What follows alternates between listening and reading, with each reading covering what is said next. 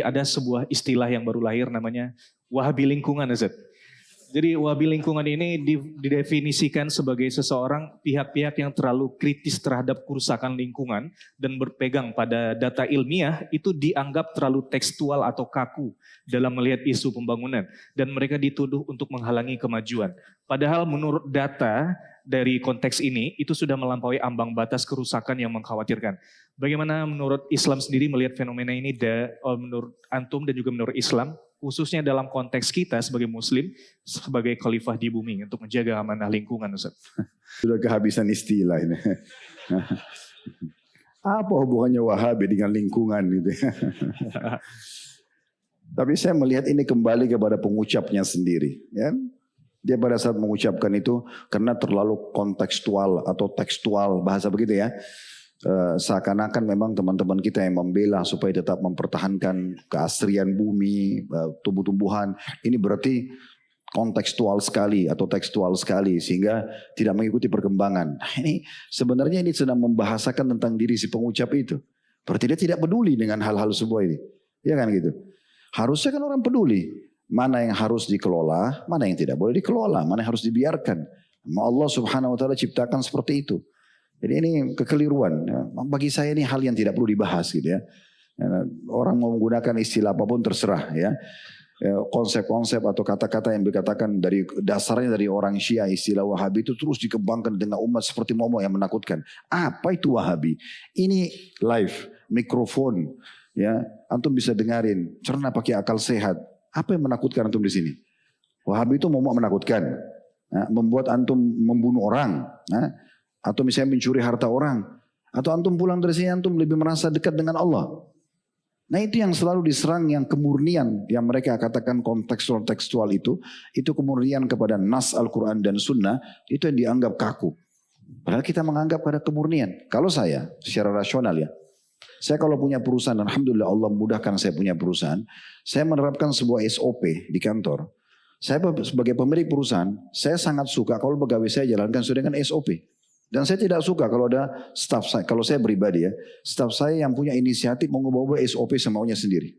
Misal saya buat masuk jam 7:30 pagi, keluar jam 5 sore.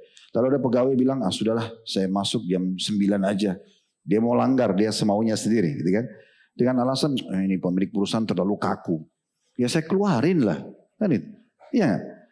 Kenapa harus yang kaku sebenarnya siapa ini? Ya. Yang kaku sebenarnya siapa gitu. Ya. Sehingga dengan membawa istilah kekakuan itu atau terlalu tekstual itu kepada seluruh hal. Ini lama-lama kalau dikembangkan apapun nanti bisa ke situ. Ya.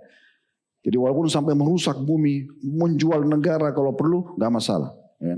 Jangan seperti Wahabi yang terlalu kaku. La haula wala quwata illa billah. Jadi kalau gitu nggak usah dihiraukan teman-teman sekalian. Ya. Anda bisa cerna dengan akal cerdas gitu. Ya.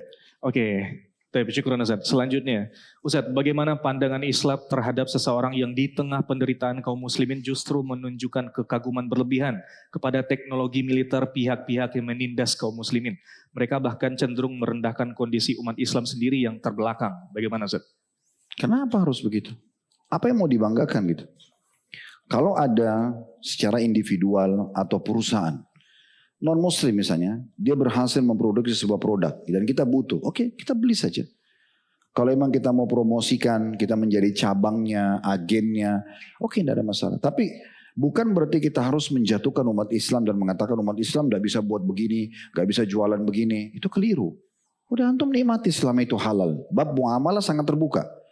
Boleh kita belanja produk orang non muslim, boleh kita interaksi dengan mereka. Tapi gak perlu kita menjatuhkan orang-orang muslim. Gitu kan?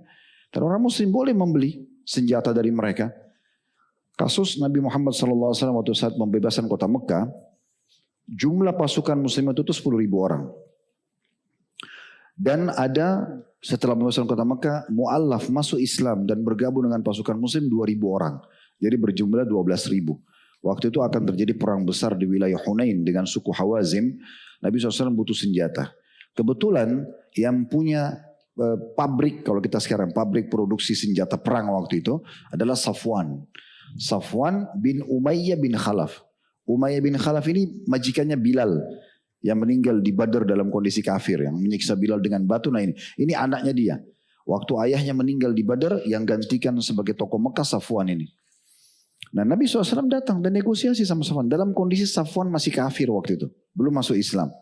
Agar meminjamkan ya, senjata untuk kaum muslimin. Padahal sebenarnya Nabi menang perang waktu itu ya.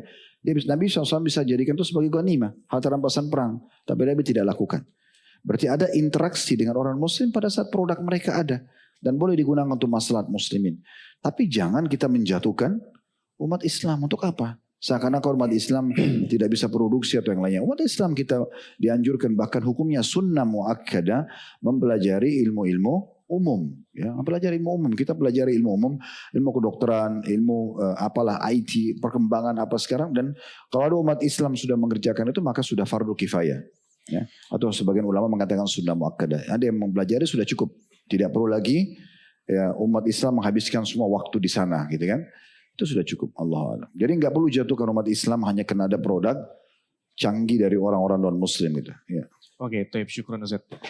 Selanjutnya Ustaz, saat ini kita di dunia juga kembali diguncang dengan ketegangan militer antara dua negara yang kita ketahui dan berdampak secara global terhadap umat Islam sendiri. Bagaimana kita menyikapi berita-berita seperti ini? Bagaimana kita memposisikan diri kita sebagai seorang Muslim, Ustaz? Saya bukan ahli perang. Ya. Tapi saya memberikan gambaran jawaban sebagai seorang dai saja. Ini dua negara yang saling serang. Dua-duanya pembenci Islam. Yang satu Iran membantai umat Islam sampai ratusan ribu di Syria, di Irak, di Yaman. Masa kita tutup mata dengan itu? Quran mereka beda sama Quran kita. Semua sahabat dikafirkan oleh mereka. Kecuali 5 atau 6 orang saja. Ummul Mu'min Aisyah dihina-hina. Dari mana kita menganggap diri kita sama dengan mereka ini? Dari sisi mana samanya gitu? Mereka membantu umat Islam, ahli sunnah dengan tidak dan mereka anggap itu ibadah ya. Mereka menganggap itu sebuah ibadah dalam tidak merasa berdosa sama sekali. Begitu juga dengan yang satu lagi, membantu umat Islam di Palestina, sama. Ini zalim dengan zalim, gitu kan? Tapi saya, Allah melihat dengan kacamata saya ini tanda kutip banyak sekali permainannya gitu ya. Saya bukan ahli strategi perang, tapi saya melihat ini semua adalah permainan yang diatur. Karena ini kayak satu kesatuan ini adik kakak ini, atau saudara kembar, sama aja. Ya, mereka mau menunjukkan pada dunia dari dulu itu semenjak pertama gerangan ke Gaza, ini Iran sudah menyatakan akan menyerang Israel, akan melempar rudal dari dulu. Ya kan?